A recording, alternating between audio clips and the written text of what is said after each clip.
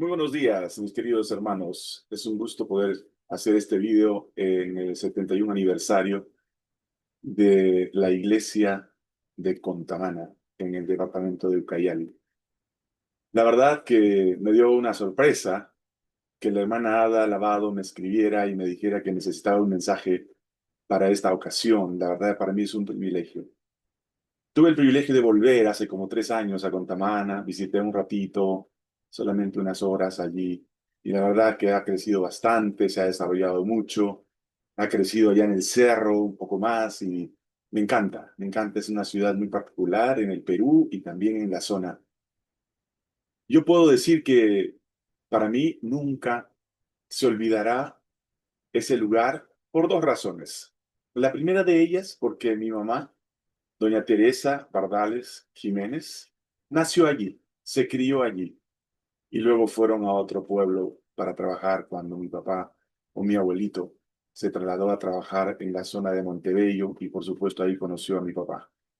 Por muchos años mis padres viajaron desde Iquitos hasta Pucallpa y siempre hacían un pare allí en Contamana. Y Contamana siempre ha sido un lugar muy querido, no solamente para nosotros, sino también para toda la comarca, pueblos que están alrededor.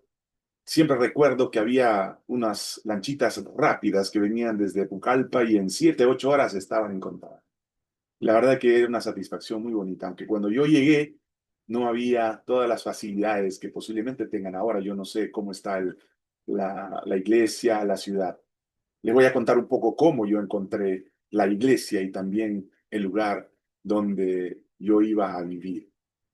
Cuando el pastor presidente de la misión me invitó a trabajar para la obra, un julio 16 del año 1984, me dijo, vas a ir a Contamana.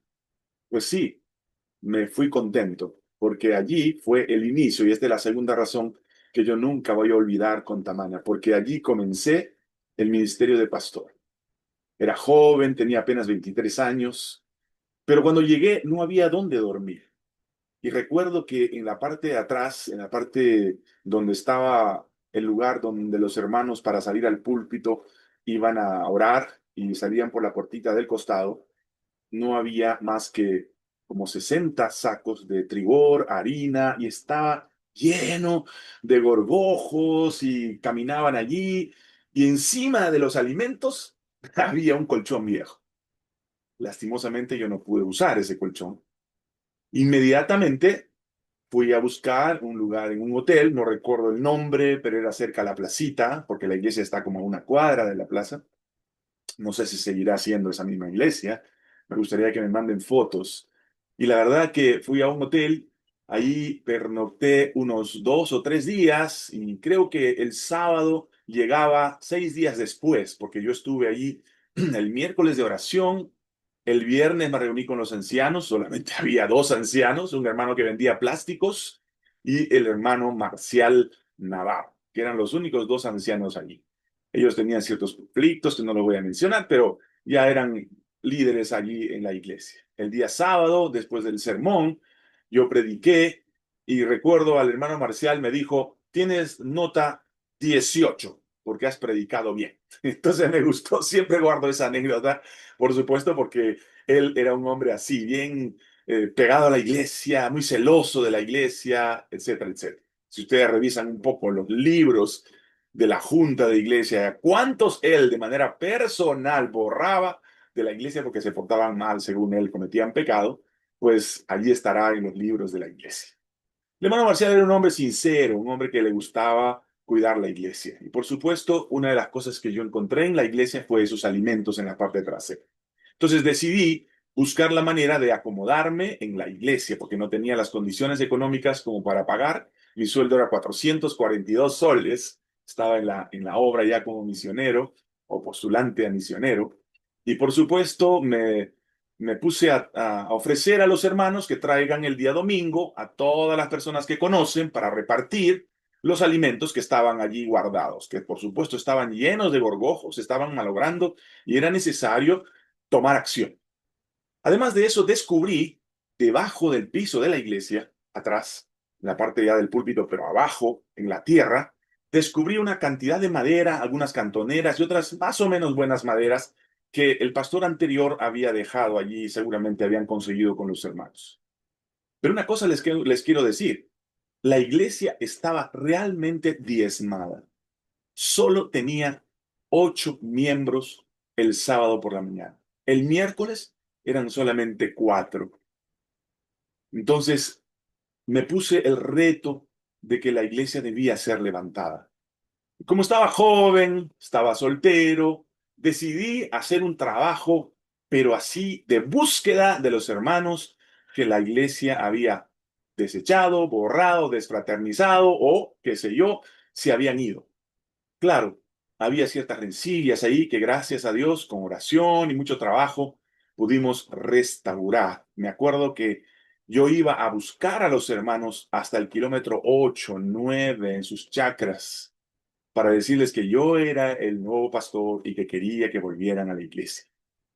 Al cabo de más o menos unos 3 meses, estamos hablando julio, agosto, septiembre, por ahí por octubre, yo había decidido ya casarme porque ya estaba de novio. Entonces estaba pensando viajar a la ciudad de Iquitos con mis padres para casarme en el mes de noviembre. Entonces le dije al presidente de la misión, al pastor Brañez, que la iglesia se estaba restaurando. Y sí, el sábado ya teníamos aproximadamente cerca de 27 a 30 hermanos asistiendo entre adultos y niños. Qué bonito fue comenzar a hacer un trabajo arduo y por supuesto de unir la iglesia. Había en Contamana, cerca al río, en un lugar donde era el aeropuerto era frente a las casas, cerca a la orilla, ahí había un pequeño grupo que ya no existía, pero no tenía miembros. Entonces algunos de ellos venían a la iglesia. Y así comenzamos a trabajar. Una de las cosas que yo me puse como propuesta para mí, como reto, era hacer mi casa detrás de la iglesia. Había un ramadón de calamina, pero no tenía nada, ni piso, ni nada. Entonces decidí ponerle piso, puse como mi mamá me había enseñado cuando yo era niño, le puse un altillo donde puse brea a 2 cilindros que yo le abrí sus bocas grandes, los puse allí porque el pastor y los hermanos se bañaban en el río. El agua del río pues es turbia y qué sé yo. Entonces yo venía ya con ciertas instrucciones de cierto tema de salubridad y por supuesto quería juntar el agua de la lluvia como lo hacían mis padres en el pueblito de San Roque donde nosotros nos hemos criado, abajo de la Pedrera, entre Pucallpa e Iquitos, a la mitad exactamente, en el río Cayar. Entonces decidí construir, puse el piso, cerré las paredes con las maderas que había ahí, muchas de ellas, como te digo, cantoneras. Hice un pequeño cocho, yo le llamo, una cosa así cuadrada. Le puse tubería abajo y ahí lavaba mis platos, por supuesto, con un patecito que me había conseguido de Wingo, con la cual recogía yo el agua del tanque, perdón, del cilindro que yo había puesto ahí al costado, en la parte de atrás de la iglesia.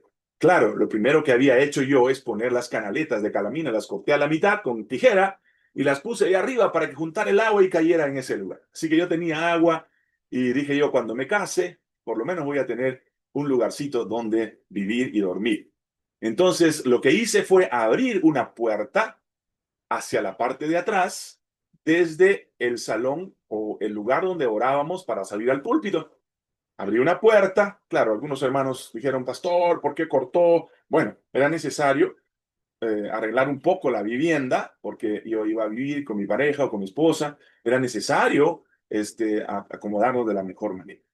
Así que ya tenía el cuarto, tenía la salita, me hice mi propia mesa, lo cepillé a mano, y allí hacía mis sermones y también allí comíamos, no tenía muebles, había una salita que por el costado se entraba y en realidad la adición era salita, comedor, cocinita, una cocinita de 2 hornillas de querosene que puse en una repisa que yo mismo construí en la pared. Y por supuesto, el cocho, el lavatorio que le puse brea para que no se fuera el agua, lo puse en una ventanita hacia afuera de la adición que teníamos en el mes.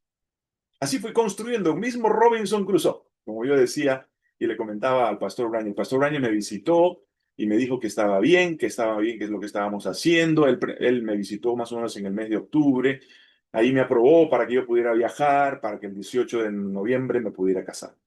Así que por ahí, por el 15, yo viajé a Pucallpa en una avioneta, y de Pucallpa a Iquitos, y mi novia, en ese caso mi esposa, fue hasta Iquitos desde Arica, Chile, y nos casamos ahí, estuvieron sus padres y también su hermana y mi familia.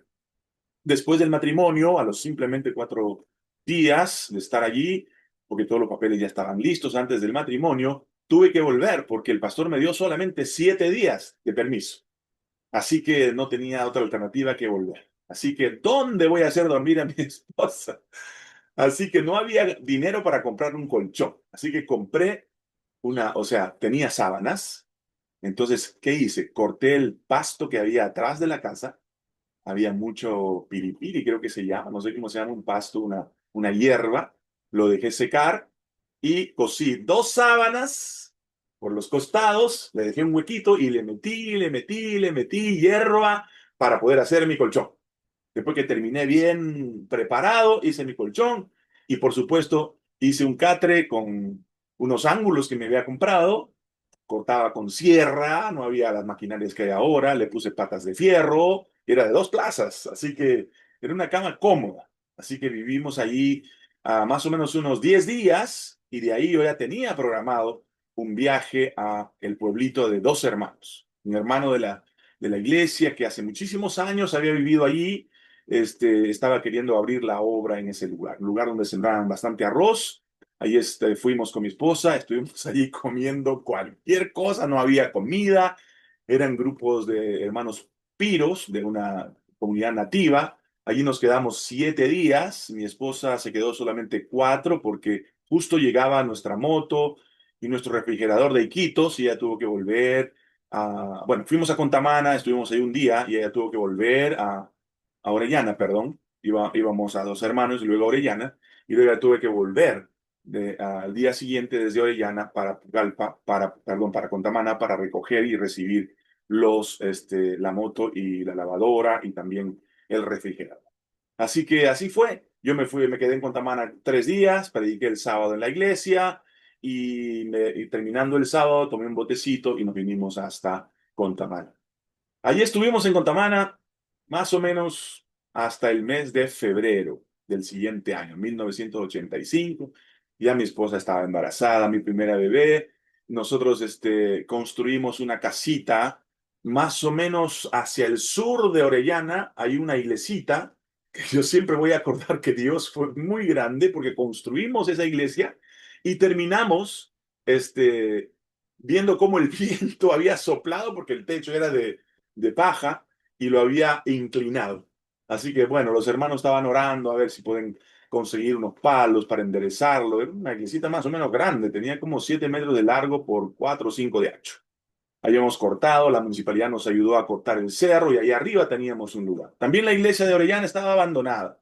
No tenía miembros, creo que tenía como 2 o 3 miembros. Ahí pudimos repotenciar un poquito, luego ya volví y apoyamos con una campañita evangelística. Dividimos los hermanos para que vayan al lugar donde habíamos construido. Ahí eran más o menos como unos 12 y acá en la iglesia restituimos como cerca de 20, 25 hermanos. Fue un inicio bien difícil, muy difícil. La verdad que la iglesia había estado, no estoy echando la culpa a los pastores, pero estaba realmente desatendida. Un día me acuerdo que estábamos en Contamana y un hermano que tenía su pequepeque me dijo, pastor, hay un lugar donde yo fui a predicar con el pastor no sé cuántos, hace como 3 años, y es una tribu de Shipibos, una comunidad nativa de Shipibos. Vamos a visitar, porque esa iglesia está desatendida hace más de 2 años. Fuimos en el bote hasta el lugar, como 2 horas de viaje. Llegamos allí, los hermanos estaban en una minca, todos estaban borrachitos, hasta el director de escuela sabática. Nos invitaron masato, yo tuve que tomar masato porque era parte de mi identidad con los hermanos. Creo que la iglesia tiene una particularidad de ser un oasis para muchas personas. Lo que pasa es que la iglesia se ha convertido muchas veces en un lugar de reglas, de restricciones, donde no se puede hacer esto, no se puede hacer lo otro. Nuestra cultura tal vez ha vuelto a la iglesia una iglesia casi no disponible para el pecador. Y creo que eso pasaba en ese tiempo y por esa razón los hermanos se iban. Yo quiero enviarles un mensaje esta noche o esta mañana, pero no quiero que ustedes piensen que estoy hablando de que hay que bajar las normas ni cosas por el estilo. No, hay que presentar las normas como lo hacía Jesús. Yo tampoco te condeno, vete y no peques más. Dejaba a la voluntad de la persona que él decidiera ser fiel. No le imponía desde la iglesia o desde la organización judía lo que ella tenía que hacer. Le dijo, anda y no peques más. Yo tampoco te condeno. Y así fue con muchas personas a través del tiempo. Perdonaba los pecados de las personas que estaban paralíticos, que estaban a consecuencia del pecado, supuestamente estaban paralíticos. Y por supuesto, yo también te perdono tus pecados, levántate y anda. Ese era Jesús. Jesús era un ser que te permitía eh, llegar a su regazo, llegar a su invitación y ser aceptado. ¿Qué hacemos nosotros cuando vemos a un pajarito que se cae del nido y su mamá no está a su lado? Lo protegemos, porque es débil. ¿Qué deberíamos hacer nosotros en la iglesia cuando un hermano cae? Vamos a juntarnos con él, vamos a animarlo. Y si sigue en su pecado, no perdamos la oportunidad de seguir hablando con él, de ayudarlo, orar con él, amarlo, porque el amor es imposible rechazar. Por eso que yo digo siempre que Dios no nos cambia con reglas, no nos cambia con reglas, Dios nos cambia con una protección de amor. Es que cuando Dios te ama, tú no puedes rechazar, tienes que cambiar, porque Dios es amor y un amor real, un amor permanente, un amor que se prodiga en tus negocios, en tu familia, en tu salud, con tus hermanos de iglesia, con tus compañeros de trabajo. Jesús es una oportunidad para que tú puedas invitar a las personas a la iglesia. No les pongas las reglas de la iglesia. Si la hermana quiere ponerse aretes, déjala que se ponga aretes. El Espíritu Santo desde adentro le va a quitar los aretes. Si ella tiene el Espíritu Santo de adentro, el Espíritu Santo de adentro le va a decir, hey, eso no es lo mejor para personas sinceras como tú. Sería bueno que te lo quites porque tu belleza está adentro, está con Jesús, no está en tu forma física. Y creo que eso nos falta. Si alguna persona va a la iglesia y no es cristiana, pero quiere ir, no trates de imponerle que se bautice. Haz que el Espíritu Santo entre en su corazón y desde adentro, que el Espíritu le convenza de pecado, de justicia y de juicio, como dice la palabra. No nos olvidemos de eso, hermanos, ¿ah? Por favor. No eres tú quien conviertes a los hermanos. No eres tú quien conviertes a la gente a Cristo. Es el Espíritu Santo que se manifiesta a través de nosotros en nuestras palabras, en los versículos que leemos, en la oración, en nuestro cariño, en nuestro trato, lo que transforma a las personas. Jesús amó tanto a María Magdalena y a María, a su madre, y la otra María, también dice la Biblia, que ellos le seguían. ¿Por qué? Porque no podían rechazar el amor de Dios. No estoy diciendo que tú dejes de pedir que los hermanos cambien. Eso no es tu trabajo.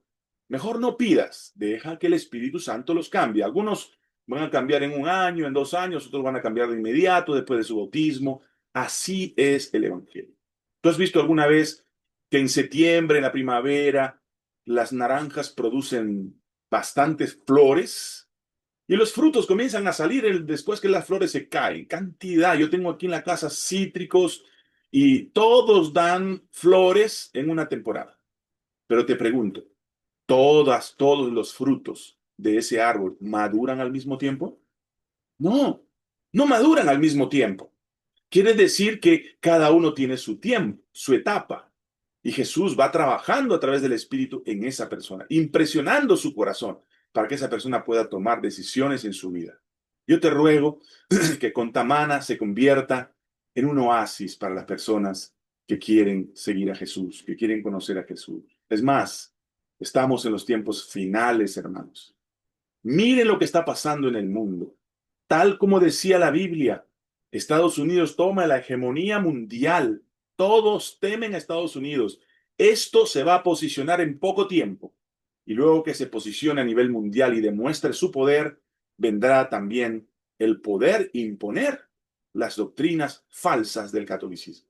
Ya lo conocemos, ya lo sabemos, pero tenemos que estar preparándonos, no comportándonos como personas correctas, no, preparándonos para acercarnos más a Jesús, que es nuestro Señor y Salvador. Contamana ha sido para mí un lugar maravilloso. Yo quiero volver. Voy a hacer planes de ir y visitar la iglesia. No sé cuándo, porque vivo ahora en un lugar muy alejado, en la selva peruana, pero voy a programar con mi esposa ir a visitar la iglesia y a ver si podemos conversar con algunos hermanos, por ahí compartir. Si no me dejan predicar, no se preocupen. No tienen por qué hacerlo, pero podemos reunirnos, conversar, ser hermanos y compartir. Así que, mis hermanos, a través de la hermana Ada, les envío un fuerte abrazo. Y es más, les mando un feliz aniversario. Que Dios los siga bendiciendo, que los siga acompañando. Hagan que la iglesia sea el lugar donde la gente encuentra paz. Dejemos aquellas rencillas y peleas que hay en la iglesia. Es el momento de unir nuestro corazón a Jesús. Y cuando unimos nuestro corazón a Jesús, nos unimos también entre nosotros. No vemos nuestras diferencias, no vemos los pecados de los demás. Nos encargamos de nuestra vida y dependemos plenamente del amor de Dios. Les mando un gran abrazo. Les envío todo mi reconocimiento. Y mándenme fotos de la iglesia, así yo puedo rememorar un poco. Yo sé que hay varias iglesias más que se han abierto en diferentes lugares de Contamana. Les mando un abrazo, que Dios los bendiga, que siempre estén esperando la gloriosa venida de nuestro Salvador Jesucristo. Que Dios los bendiga. Déjenme orar por ustedes. Padre amado, te doy gracias por esta oportunidad que me dan los hermanos de Contamana para orar por ellos. Bendícelos. Tú sabes lo que ellos necesitan. Tú sabes cómo son ellos. Tú puedes, con tu poder, conducir esa iglesia y hacerla un instrumento para que otros puedan conocer el Evangelio. Te entregamos este mensaje y este saludo a nuestros hermanos. 71 años ha permanecido el Evangelio presente desde el pastor Smith y Dios ha bendecido su iglesia. Acompáñalos, danos fuerzas para seguir adelante hasta el día final cuando tú vengas en la nube de los cielos. No soy la persona más indicada para pedirte todo eso, pero lo hacemos en los méritos de nuestro Salvador Jesucristo. Amén. Que Dios los bendiga. Un abrazo para todos. Acompáñense entre todos, únanse como hermanos y celebren juntos este hermoso momento del aniversario de la iglesia de Contamana. Fuerte abrazo. Doctor Boris Darmon, gracias por un abrazo para ustedes.